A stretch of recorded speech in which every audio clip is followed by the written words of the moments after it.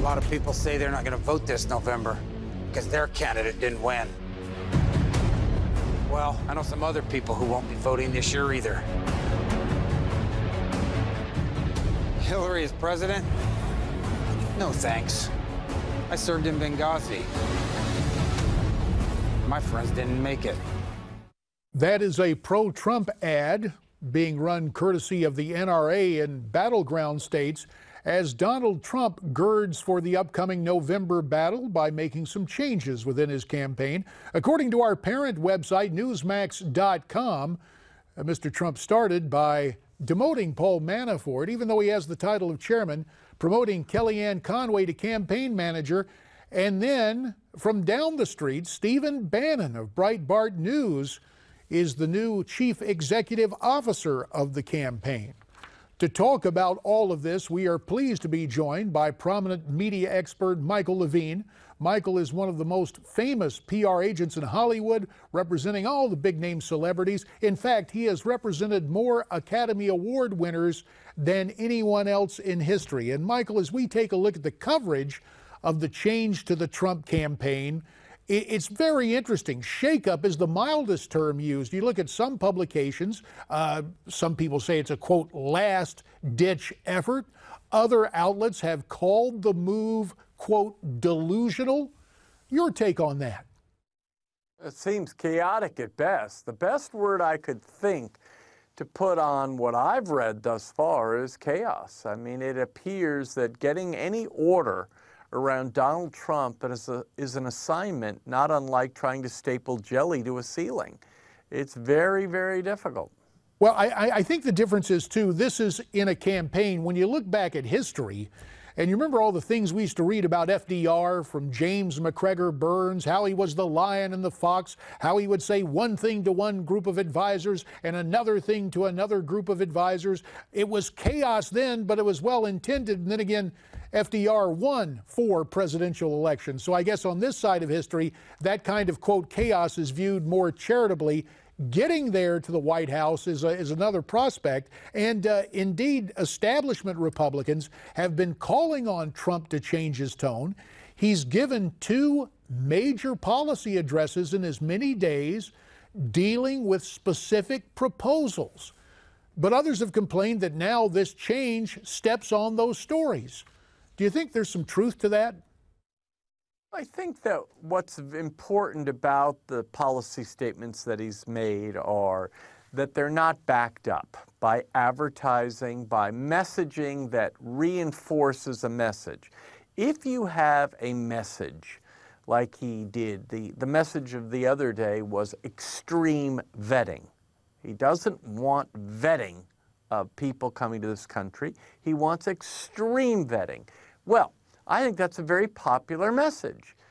But as we know from advertising, as we know from branding, the critical importance to a good message is repeating it again and again and again.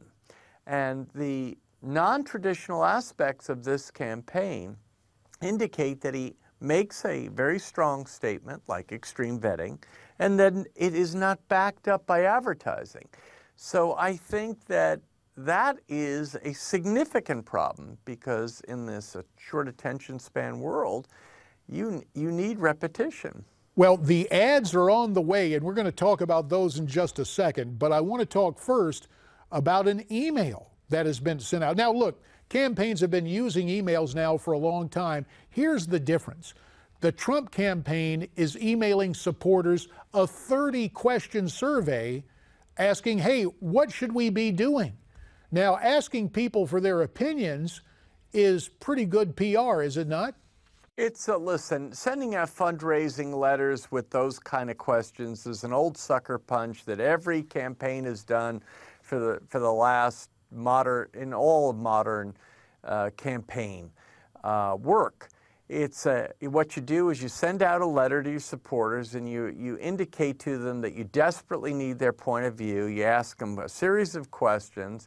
They're all sucker questions that are clearly labeled based on ideology of who they're sent to, and then they ask you for a donation. And of course, the process is meant to made to make you feel as if you are an advisor to the candidate and therefore you want to invest money. So there's nothing new to that trick. That's just yeah, but as a guy who has resembled that remark, I can tell you in the past I would actually look at the responses. Sure, they were written from the point of view of the campaign, but I understand what you're saying there. Let me move to ads, because this week, a bit later this week, Donald Trump starts airing his own campaign ads in 4 key battleground states. This is the first official Donald J. Trump for president ads bought in the general election. So now he's gearing up. Is it, I don't think too little too late, but Hillary has spent, what, $61 million, and yet Trump is staying pretty close. Well, I don't know if it's that close, my friend. Right now, I don't see any indications to anyone reasonable to suggest that it's close. Now, here's what we have to understand, I think, as we think about this more fully. Demographically, this nation is currently set up to significantly favor the Democrats and their demographic base. So, it is as if, imagine if you were running a race, a 100-yard dash, and your opponent started on the 30-yard line. You start on the 0 mark, got to run 100 yards. Your opponent starts on the 30-yard line, got to run 100 yards. Very, very difficult. Now, when you go about making statements that some people would say are pretty insane, that are calculated to turn off some of the demographic edge, it's as if you're taking that opponent from the 30-yard line to the 50-yard line. Very, very difficult. I mean, this nation, you think about African Americans, Hispanics, and women, okay? 3 base segments for the Democrats. It'll be very, very difficult to overcome that advantage. And of course, Peggy Noonan's great remark a week or so ago in the Wall Street Journal.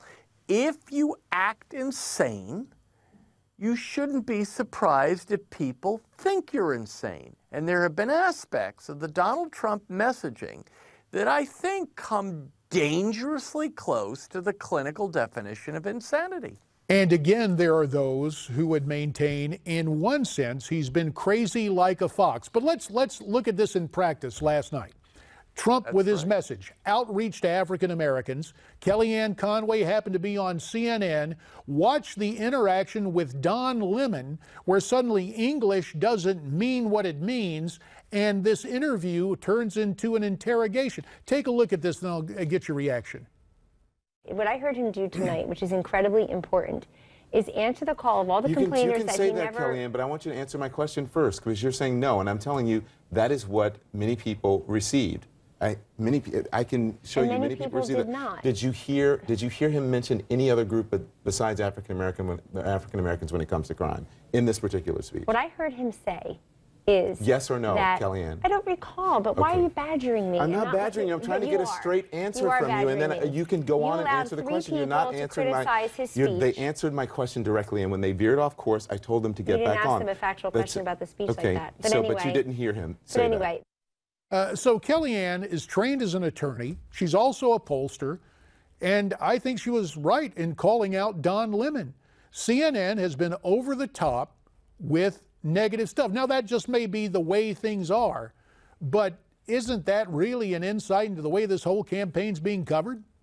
Well, perhaps. And listen, perhaps it's also an insight into Don Lemon trying to do his very best Bill O'Reilly impersonation. That's also true. I mean, let's not forget that all of these people are in the ratings business. And that type of stuff is hot, red hot, and it produces good viewership and ratings. And CNN's had a lot of problems in the viewership arena. So, you know, I would imagine there's a lot of pressure on Don Lemon and others to create a lot of heat. Let's talk about the poll numbers. We touched on it a second ago, and we're seeing a lot of different stuff. For example, the poll commissioned by The Economist and YouGov has Mrs. Clinton up 42 to 36%. But right out there in your backyard, the LA Times poll has a margin of a single point. Your take on that poll? It's a national poll, but it's conducted there at Southern Cal for the LA Times. 15 seconds. Well, listen, everything that I've read by every reputable pollster indicates at this point the chances that Donald Trump will win the American presidency are somewhere around the chances of a National Football League field kicker missing a field goal. There's about a 1 in 10 chance right now. Now, things can change, and events can change, a terrorist attack, these type of things. But right now, there is no indication to anything other than what I've stated. And 81 days remain. We will see what transpires on the first Tuesday following the first Monday in November. Michael Levine, thanks so much for your time.